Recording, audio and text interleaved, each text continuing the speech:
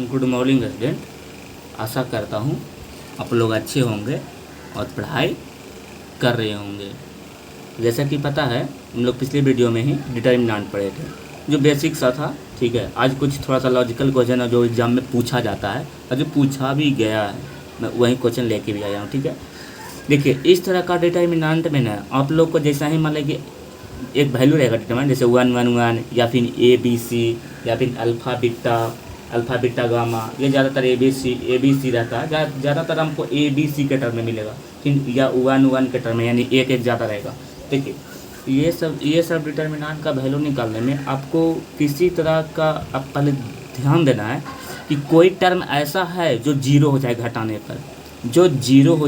पर, मान लीजिए जैसे मैं इसको करते घटाऊंगा तो जीरो हो जाएगा, इसको घटाऊंगा तो जीरो हो जाएगा, इसको घटाऊंगा तो जीरो होगा। अब कहेगा सर हम जीरो करेंगे किस लिए? तो देखिए अगर जो हम इस वैल्यू का जीरो करते, ध्यान दीजिए, अगर जो इस वैल्यू का जीरो करते, इस वैल्यू का जीरो करते, यानी इसको घटाएंगे तो जीरो हो जाएगा, इसको इससे घटाएंगे तो जीरो हो जाएगा। इसको तो कोई वैल्यू नहीं कितने घटाएंगे, तो ये दोनों वैल्यू जीरो हो जाएगा। तो जैसे ही आप डिटर्मिनेंट निकालिएगा A11 से लेके तो ई जीरो तो निकालने का जरूरत नहीं पड़ेगा, आपको आसानी से पता चलेगा कि जीरो यानी इसका आंसर जीरो। आपका सिर्फ एक वैल्यू का आंसर निकालेगा, पूरा निकल जाएगा। जीरो इसलिए करते हैं, लेकिन जीरो उसी टर्म करेंगे जब ये कंडीशन फॉलो करेगा तब, या फिर आप लोग जब बनाइएगा तो आपको आदत हो जाएगा कि इसमें क्या लेगा। तब मेरा यही एक मतलब कहना चाहते कि जाए तो ABCD के टर्म में देखिए question, ABCD alpha beta gamma, फिर एक XYZ लगातार रहे तब। या फिर आप लोग ऐसे भी सोच सकते हैं कि जीरो कब बनेगा, एक तो जीरो मैंने एक जीरो से कोई फ़ायदा है नहीं, कम से कम डबल जीरो बनेगा तब ना क्वेश्चन में फ़ायदा है। तो जैसे मान लें कि इसको घटाएंगे तो एक जीरो बना, इसको घटाएंगे तो दो जीरो बना, तीन जीरो तो बनेगा नहीं, तो दो जीरो बना तो मेरे लिए बहुत है, फिर एक होकर निकालेंगे आंसर आ जाएगा। ठीक है, मतलब नहीं समझ में आ रहा अगर कोई दिक्कत नहीं, मैं क्वेश्चन सोल्यूशन करके बताऊंगा, लेकिन यहाँ पे मैं सोचने का बता रहा हूँ, आप लोग सोचे कैसे क्या होता है। ठीक है, अब सोल्यूशन के तो चलेंगे।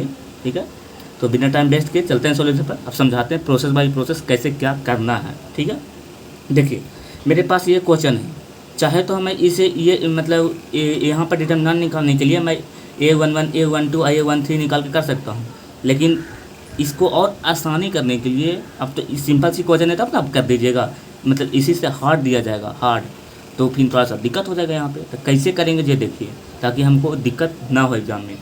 तो क्या करेंगे इसमें, आप लोग यहाँ पे सोच सकते हैं क्या, देखिए हम क्या करते हैं, जैसे पहले रो और कॉलम पता होना चाहिए। ठीक है, तो इसको बोलते हैं यहाँ पे, इसको बोलते हैं कॉलम, इसको बोलते हैं कॉलम, इसको बोलते हैं कॉलम, इसको बोलते हैं रो, इसको बोलते हैं रो, इसको बोलते हैं रो।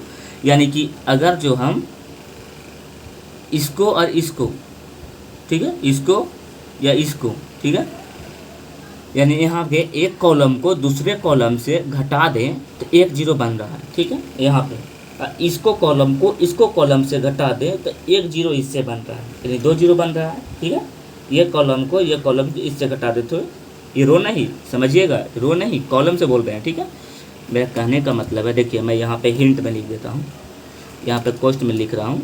क्या करेंगे, सी मतलब समझिएगा कॉलम, यानी सी मतलब क्या ही समझिएगा कॉलम, यानी कि हम क्या कर रहे हैं यहाँ पे समझिएगा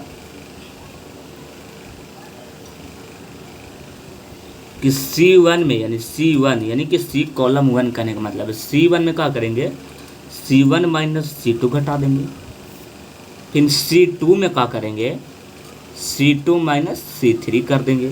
C मतलब यहाँ पे समझ रहे हैं ना, कॉलम, यानी C यानी पहला कॉलम ये हो गया, पहला कॉलम को दूसरा कॉलम से घटा देना है, पहला कॉलम को दूसरा कॉलम से घटा देना है, यानी इसको इससे घटाएंगे, इसको इससे घटाएंगे, इसको इससे घटाएंगे, ताकि पहला कॉलम माइनस दूसरा कॉलम, पहला कॉलम पहला कॉलम दूसरा कॉलम, इस तरह होगा। फिर क्या करेंगे, C2 में कुछ लिखेंगे, C2 माइनस 3, यानी कि दूसरा को फिर तीसरा से, दूसरा को तीसरा से, दूसरा को तीसरा से घटा देंगे। देखते हैं क्या मिलता है। आशा करता हूँ आप लोग सोच लिए होंगे कि दो को जीरो का सर मिलेगा, कैसे मिलेगा, कहा कि सर इसको घटाएंगे तो एक जीरो यहाँ मिलेगा, एक जीरो यहाँ मिलेगा, लेकिन हम सोचेंगे कि और कैसे ज़्यादा जीरो मिले। तो देखिए यहाँ पे एक जीरो मिला, यहाँ पे भी घटाएंगे तो नहीं मिलेगा, यहाँ पे नहीं मिलेगा, लेकिन यहाँ पे एक जीरो हम मिल सकता है मेरे पास। ठीक है, लेकिन इससे फ़ायदा नहीं है, हम इसी से डिटर्मिनेंट निकाल लेंगे, लेकिन घटाना तो पूरा ना पड़ेगा ना। देखिए जब आप C1 और C2 लिखे, यानी कि C1 मतलब कॉलम 1, यानी पूरा कॉलम ही आ गया, ऐसा मत सोचिए खाली कि इसमें से घटा देंगे। ठीक है, देखिए समझाने का कोशिश करता हूँ मैं यहाँ पे एक टर्म लिख के, ठीक है। C1 माइनस C2 यानी कि C1 में C2 घटाएंगे यानी 1 माइनस 1, C1 में C2 घटा देंगे तो 1 माइनस करेंगे 1, अब फिर तो माइनस x हो जाएगा, काहे कॉस्ट में रहेगा ना, तो खोलेंगे तो माइनस हो जाएगा, फिर इसको घटाएंगे 1 माइनस 1। अभी ये हुआ टर्म, ये हो गया। C1 में C2 को घटा दिए, अब बोल रहा है C2 को C3 में घटाइए, यानी इसको इससे घटाइए। देखिए 1 माइनस 1 प्लस x में कितना से घटाना है, -1 से, 1 माइनस 1 प्लस 22 से, ये हो गया। अभी तो घटेगा नहीं, तो कुछ बचा नहीं, तो जो क्वेश्चन है वो रख दीजिए 1 प्लस 22। समझे क्या कहने का मतलब था मेरा? यहाँ पे क्या किए देखिए एक बार फिर से,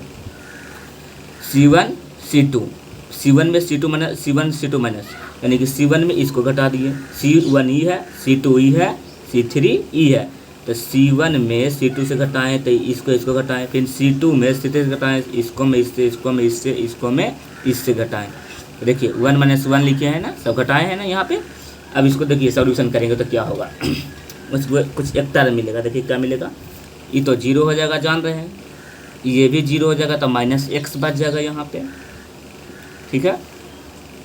और ये भी 0 हो जाएगा, तो क्या बचेगा 0, ये हो जाएगा 0, ये हो जाएगा x, ये हो जाएगा y, ये तो बाकी रह जाएगा अपना जैसा था जैसा।